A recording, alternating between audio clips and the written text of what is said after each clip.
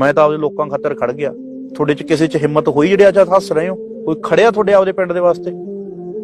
ਮੇਰੇ ਕੋਲੇ ਜਦੋਂ ਸਾਰਾ ਕੁਝ ਹੈ, ਇੱਕ ਮੈਂ ਔਕਾਤ ਰੱਖਦਾ ਬੰਬੇ 'ਚ ਫਲੈਟ ਲੈਣ ਦੀ, ਔਕਾਤ ਰੱਖਦਾ ਕੈਨੇਡਾ ਦੇ ਵਿੱਚ ਘਰ ਲੈਣ ਦੀ, ਔਕਾਤ ਰੱਖਦਾ ਉੱਥੋਂ ਦੀ ਸਿਟੀਜ਼ਨਸ਼ਿਪ ਲੈਣ ਦੀ, ਤੇ ਮੈਂ ਆਪਦੇ ਪਿੰਡ 'ਚ ਬੈਠਾ।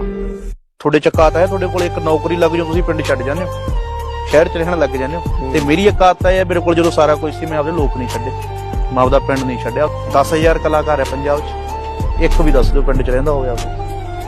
वहाँ पे जो बुजुर्ग थे उस इलाके के, उन्होंने कहा कि अगर आप 1 महीना पहले आते तो आप सिद्धू से जरूर मिलते। यहीं पे बैठे रहते थे इसी हवेली में, खुद ट्रैक्टर ट्रॉली चला के अपनी मिट्टियां गिराते थे वो घर में। लेकिन उनके पिताजी अब एक यकीन मानिएगा कि जिंदा लाश की तरह वहाँ बैठे हुए हैं। शरीर तो चल रहा है लेकिन होशो हवाश बिल्कुल भी नहीं है। इतना बड़ा सदमा शायद ही कोई बाप सह सकता है। उनकी माताजी का भी यही हाल, हम माताजी से भी पर्सनली मिले, उनको भी ये किया। उन्होंने सिर्फ हमसे एक चीज़ कही कि मेरे बेटे ने अभी बहुत कुछ करना था, बहुत दूर जाना था मेरे बेटे ने। उनकी आंखों में आंसू थे और हर किसी, हमारे आंखें भी वहाँ पे नम होगी।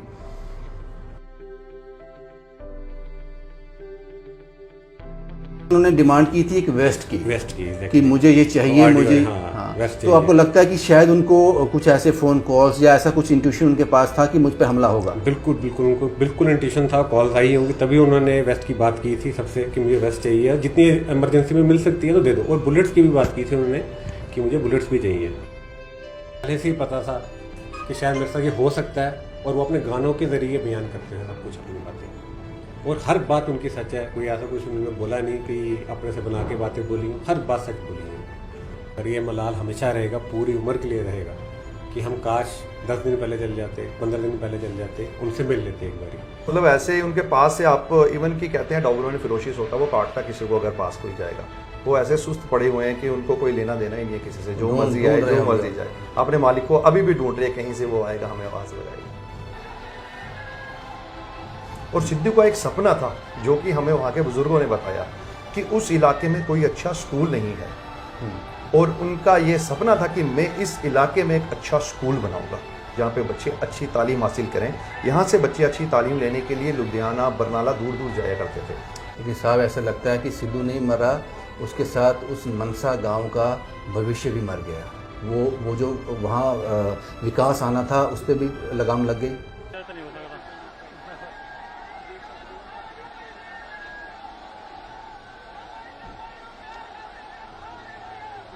29/5/2022 को एक लेजेंड इस दुनिया को अलविदा कह गया, सिद्धू मूसेवाला।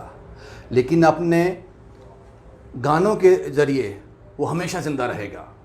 और पहली बार हमने देखा जब किसी आर्टिस्ट की किलिंग हुई, किसी की मौत हुई, उसके बाद मेला लगा उसके गांव में। वो मेला आज भी लगा हुआ है। और सबसे ज़्यादा अफसोसनाक बात इसमें यह है, वो एक किलिंग नहीं थी, पूरा परिवार मर गया उस दिन। उसके माँ बाप जिंदा तो हैं लेकिन जिंदा लाशें हैं। वो मंज़र दिमाग से निकलता ही नहीं जब सिद्धू मूसेवाले के पिताजी ने अपनी पगड़ी हाथ में रखी थी। सारी उम्र दुखी रहने के लिए वो एक लम्हा काफ़ी था। जब तक वो पल याद रहेगा आप उस दुख से बाहर नहीं आ सकते। उस माँ की आंखें आज भी सिद्धू मूसेवाले को अपने घर में ढूंढती हैं, लेकिन वो जानती हैं वो कभी नहीं दिखेगा, वो कभी नहीं दिखेगा। गलत हुआ, बहुत ज़्यादा गलत हुआ। एक शेर को एक झुंड ने मारा, एक शेर को। झुंड किसका होता है आप समझ सकते हो। कुछ लोग हैं जम्मू से सिद्धू मूसेवाला के गांव में गए थे, उनके माँ बाप से मिले, उनसे बात करते हैं। उस पिता का हौसला क्या कहता है, उस माँ की आंखें क्या कहती हैं। इन लोगों ने उनसे मुलाकात की है। आपका नाम क्या है साहब? सर समनदीप सिंह। समर साहब, क्यों? पंजाब का सिंगर था, पंजाबी था, क्यों आपको लगा कि हमें जाना चाहिए वहाँ पे? सर सबसे पहले तो हमारी एक उनके साथ जो बॉन्डिंग थी, उनके गानों के ज़रिए, उनके सॉन्ग्स के ज़रिए हमारी उनसे एक बॉन्ड बनी, और अच्छे हम उनके सॉन्ग्स लाइक करते थे, सुना। और उसके बाद जब ये दर्दनाक हादसा हुआ इस हादसे ने हमें ही नहीं जम्मू कश्मीर के लाखों लोगों के दिल में वो दर्द पैदा किया कि वो बयान नहीं किया जा सकता। और उसके बाद आपने भी देखा होगा मीडिया में जैसे चल रहा है कि उसके फादर साहब जब उनका संस्कार हो रहा था, उन्होंने जो अपनी पगड़ी उठा के ऐसे सारी पब्लिक के आगे की, वो लम्हा हमें भी हमारे दिल में उसने ऐसा शॉट किया कि हमने कहा कि नहीं, हमें इन माँ बाप से ज़रूर मिलना है। हमें भी ये चीज़ पता थी कि सिद्धू मूसेवाला तो हमें अब मिलेगा नहीं, लेकिन उन माँ बाप को जिन्होंने ऐसा शेर पैदा किया, ऐसा सुपरस्टार पैदा किया, उन माँ बाप से उसके एक गांव को देखने की जो हमारी चाहत थी, वो कहाँ पे पला बड़ा, लोग उसके बारे में क्या कहते हैं। तभी हम सब दोस्तों ने और कज़न्स ने एक प्रोग्राम बनाया कि हम सिद्धू मूसेवाला के घर जाएंगे। जब आप उनके पिता से मिले, उनकी माता जी से मिले, क्या कहते हैं वो, किस हाल में है अभी? सर, उनके हालात ऐसे हैं कि उनके घर में अभी मेला लगा हुआ है। हज़ारों की तादाद में लोग रोज़ आ रहे हैं, जा रहे हैं। सुबह 6 बजे बाहर बैठते हैं वो लोगों से मिलने के लिए, रात के 10 बजे तक। लेकिन सर एक चीज़ मैं बताऊं कि बोल ज़रूर ले हैं, लेकिन उनको अपनी होश आवाश में नहीं है। वो एक ज़िंदा लाश की तरह बस सामने बैठे हुए हैं। वो उनकी माताजी का भी यही हाल है। हम माताजी से भी पर्सनली मिले, उनको भी ये किया। उन्होंने सिर्फ हमसे एक चीज़ कही कि मेरे बेटे ने अभी बहुत कुछ करना था, बहुत दूर जाना था मेरे बेटे ने। उनकी आंखों में आंसू थे और हर किसी, हमारे आंखें भी वहाँ पे नम होगी। लेकिन उनके पिताजी अब एक, यकीन मानिएगा कि ज़िंदा लाश की तरह वहाँ बैठे हुए हैं। शरीर तो चल रहा है लेकिन होशो हवाश बिल्कुल भी नहीं है। इतना बड़ा सदमा शायद ही कोई बाप सह सकता है। साहब, हम सिद्धू मूसेवाले से कभी पर्सनली मिले नहीं, उनके गानों के रास्ते से ही उनको जानते थे। वो एक लेजेंड थे, इसमें कोई दो राय नहीं है। लेकिन जब आप उनके गांव में गए, वहाँ के लोगों से मिले, वो सिद्धू के बारे में क्या बोलते हैं? किस तरह की शख्सियत थे वो? सर, उनका गांव, ये सच है, उन्होंने गानों में भी बोला है, अपने इंटरव्यूज़ में भी बोला, आज भी बहुत पिछड़ा गांव है, अनपढ़ता बहुत ज़्यादा है वहाँ पे, गरीब गांव है।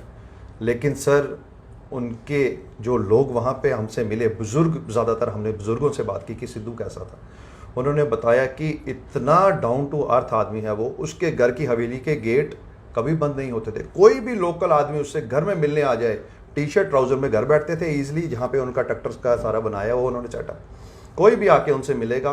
किसी को कोई वीआईपी कल्चर नहीं, कोई उनसे मिल नहीं सकता। Down to earth. और मोहल्ले में आम घूमते थे वो, सब लोगों से, बुजुर्गों से, बच्चों से, हर किसी से वो मिलते थे। ऐसा कुछ भी नहीं था। और बहुत लोगों ने हमें बताया कि बहुत गरीब करके थे। अफसोस हुआ कि आप इस मौके पर वहाँ गए, कभी उनसे मुलाकात नहीं हुई, तो गलती हो गई कि एक बार, ये तो अनहोनी थी, पता नहीं था ये कब हो जाना है, लेकिन एक बार कोशिश करते तो उससे मिल लेते। ये मन में मलाल है? बिल्कुल सर, ये बहुत बड़ा मलाल हमारे दिल में रह गया कि हम उनसे मिल नहीं पाए। और यकीन मानिएगा, हमें भी लोकल्स ने कहा, वहाँ पे जो बुज़ुर्ग थे उस इलाके के, उन्होंने कहा कि अगर आप 1 महीना पहले आते तो आप सिद्धू से ज़रूर मिलते। यहीं पे बैठे रहते थे इसी हवेली में, खुद ट्रैक्टर ट्रॉली चला के अपनी मिट्टियाँ गिराते थे वो घर में। अभी भी वो काम वही कर रहे थे? वही कर रहे थे। अभी लेटेस्ट उन्होंने जोना लगाया, जिसको पंजाब में कहते हैं खेती, जोने की खेती खुद की है उन्होंने। ये हमें वहाँ के लोकल लोगों ने बताया। आश्चर्य हुआ देखकर कि एक इतना बड़ा सुपरस्टार, जिसको पूरी दुनिया मानती है, जिसके पास पैसे की कोई कमी नहीं है, वो ज़मीन से जुड़ा हुआ था। बहुत सर, इसमें कोई दो राय नहीं है। बुज़ुर्गों ने, वहाँ के यूथ ने, और जहाँ पे उनका संस्कार किया गया था सर, उनके अपने खेत थे। और वहीं पे हमें लोकल लोगों ने बताया कि सिद्धू के पास यहाँ पे बहुत ज़्यादा 60 से 70 किले ज़मीन उन्होंने ली है।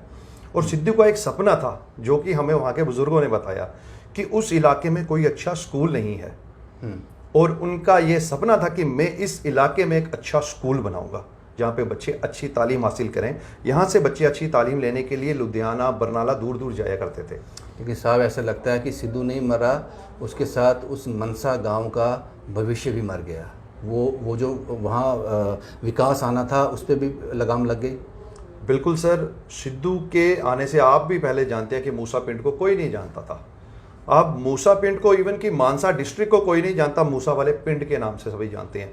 इंडिया में नहीं, कनाडा, अमेरिका, ऑस्ट्रेलिया, देशों विदेशों में उसने मूसा का नाम पहुंचाया। और इतना मैं यकीन से कह सकता हूं कि अगर सिद्धू मूसेवाला यहाँ पे रहते तो ये गांव बहुत ज़्यादा डेवलप होना था। और उनकी भी एज ए आपको पता कि वो पॉलिटिक्स में भी उन्होंने एंट्री करी और उनका विजन बहुत क्लियर था कि मैंने अपने गांव को बहुत दूर लोगों तक के ले लिए काम करना है। लोगों के लिए काम। ये भी सुनने में आ रहा है कि उनके कुछ डॉग्स थे, शायद 2 डॉग्स थे, उनसे आपने देखा वो खाना वाना खा रहे हैं, लगा रहा कि वो सिद्धू को मिस कर रहे हैं। सर उनके 2 डॉग्स थे, एक डॉबरमैन था और एक ग्रेडियन डॉग था, हमने उनको भी देखा है। वो मतलब ऐसे ही उनके पास से आप इवन की कहते हैं डॉबरमैन फिरोशियस होता है, वो काटता किसी को अगर पास कोई जाएगा। वो ऐसे सुस्त पड़े हुए हैं कि उनको कोई लेना देना ही नहीं है किसी से, जो मर्जी आए जो मर्जी जाए, अपने मालिक को अभी भी ढूंढ रहे हैं, कहीं से वो आएगा हमें आवाज़ लगाएगा। कुछ और लोग भी हैं हमारे साथ, ये भी उसका हिस्सा रहे हैं। पाजी, मन में कोई मलाल है कि लेट हो गए मनसा पहुंचने में, सिद्धू मूसेवाले से मुलाकात नहीं हुई? बिल्कुल बिल्कुल सर, ये मलाल हमेशा रहेगा, पूरी उम्र के लिए रहेगा कि हम काश 10 दिन पहले चल जाते, 15 दिन पहले चल जाते, उनसे मिल लेते एक बारी, और जो अब पूरा हो नहीं सकता कभी। लेकिन एक चीज़ और है साहब, आपका नाम क्या बताया आपने? हरनीत सिंह। हरनीत साहब, एक साथ चीज़ यहाँ पे और है, आपको नहीं लगता कि जिस तरह से उनकी किलिंग हुई है, उनकी मृत्यु हुई है, ये सब कुछ अपने गानों के ज़रिए वो पहले ही बता चुके थे? बिल्कुल बिल्कुल। उन्होंने ये यहाँ तक कहा कि जब मैं नहीं रहूँगा तो मैं अपने फैंस के टैटू में रहूँगा, उनके जो बाजू में टैटू होंगे वहाँ ज़िंदा रहूँगा। वो आज देखने को मिल रहा है। उन्होंने कहा कि मैं ज़िंदा रहूँ, उन्होंने एक बता दिया था कि मैं ज़्यादा देर जीऊँगा नहीं जीऊँगा। तो ऐसा उनको लगता है कि उनको पहले से ही पता था कि शायद मेरे साथ ये हो सकता है, और वो अपने गानों के ज़रिए बयान करते हैं सब कुछ, अपनी बातें, और हर बात उनकी सच है। कोई ऐसा कुछ उन्होंने बोला नहीं कि अपने से बना के बातें बोली हूँ, हर बात सच बोली हूँ। मुझे लगता है कि उनको लगता था कि मेरे ऊपर इस तरह के हमले होंगे, क्योंकि कुछ देर पहले, उनकी मृत्यु से कुछ देर पहले, उन्होंने अमेरिका की एक एजेंसी से, या क्या कहेंगे उसको, वहाँ से उन्होंने डिमांड की थी एक वेस्ट की कि मुझे ये चाहिए, मुझे। हाँ, तो आपको लगता है कि शायद उनको कुछ ऐसे फ़ोन कॉल्स या ऐसा कुछ इंट्यूशन उनके पास था कि मुझ पर हमला होगा? बिल्कुल बिल्कुल, उनको बिल्कुल इंट्यूशन था, कॉल्स आई होंगी, तभी उन्होंने वेस्ट की बात की थी सबसे कि मुझे वेस्ट चाहिए, जितनी इमरजेंसी में मिल सकती है तो दे दो। और बुलेट्स की भी बात की थी उन्होंने कि मुझे बुलेट्स भी चाहिए। उसी ऑडियो में जो ऑडियो सर्कुलेट हो रही है, उसी में उन्होंने बोला था कि बुलेट्स भी चाहिए, जितनी आपके पास है हमें दे दो। तो हनी साहब, लगता है कि अगर उनको ये सब पता था, वो इस चीज़ की डिमांड कर रहे थे, उसके बाद भी वो थार में निकल गए, 2-3 दोस्तों के साथ निकल गए बिना बॉडीगार्ड के, और उनके पास जो गन था वो फुली लोडेड भी नहीं था, तो आपको लगता है कि वो इन सब चीज़ों को ज़्यादा अहमियत नहीं देते थे? एक दिलेर आदमी था। बिल्कुल दिलेर आदमी थे, बहुत सब पिंड वालों ने ये बोला, बहुत दिलेर आदमी थे, किसी से डरते नहीं थे वो। उन्होंने ये बात बिल्कुल क्लियर कट बोली थी कि उनको किसी चीज़ का डर नहीं था, क्योंकि वो खुलेआम पिंड में घूमते थे। तो बोलते एक शाम को एक वहाँ पर एक बाजार में पिंड के ऊपर बैठते थे, वहाँ पे सब मिलने आते थे। एक पेड़ था, उसके नीचे ही बैठते थे अभी भी। तो इतने बड़े सुपरस्टार होने के बावजूद अभी भी पिंड के पेड़ के नीचे ही बैठते थे शाम को, जब भी वो अपने पिंड होते थे, सब मिलने आते थे। माँ बाप से मिले, उनके माँ की आंखें क्या कहती हैं? सब माँ की आंखें तो अपने बच्चों को ढूंढती है, वो तो ढूंढती रहेंगी, बिल्कुल ढूंढते हैं। वो जिंदा होके भी जिंदा नहीं है, उनकी वो हालत है, वो जिंदा होके भी जिंदा नहीं है। ये कुछ लोग जम्मू से पिंड मूसावाला, पिंड मनसा गए थे उनसे मुलाकात करने के लिए। मुलाकात तो नहीं हुई, उनके माँ बाप से मिले। मूसेवाला का प्यार देखिए, सारी दुनिया मनसा गांव में जाना चाहती है, उनसे मुलाकात करना चाहती है, और मेले लगे हुए हैं। मुलाकात तो नहीं हो सकती अब, लेकिन उस इंसान ने अपने गानों के राही पहले ही अपनी मौत का ऐलान कर दिया था। वो जानता था कभी भी मेरे साथ कुछ हो सकता है, उसके बाद भी बेपरवाह, निडर, कमरे में बंद नहीं हुआ। ये किलिंग नहीं, पाप था। और 29/5 को एक सिद्धू मूसेवाला नहीं, वो पूरा परिवार, वो पूरा गांव, सबकी किलिंग हुई है। और ये दृश्य पता नहीं कब तक आंखों के आगे घूमता रहेगा। जब उनके पिताजी ने पगड़ी अपने हाथ में ली थी, सारी उम्र दुखी रहने के लिए यादें काफ़ी हैं एक आम आदमी के लिए, जिसका सिद्धू मूसेवाले से कोई लेन देन नहीं था, सिर्फ उनको सुनना चाहता था। पता नहीं और कितने दूर उन्होंने जाना था। बदकिस्मत था। शुभम कुमार के साथ Ravindra Singh, the state sentinel के लिए।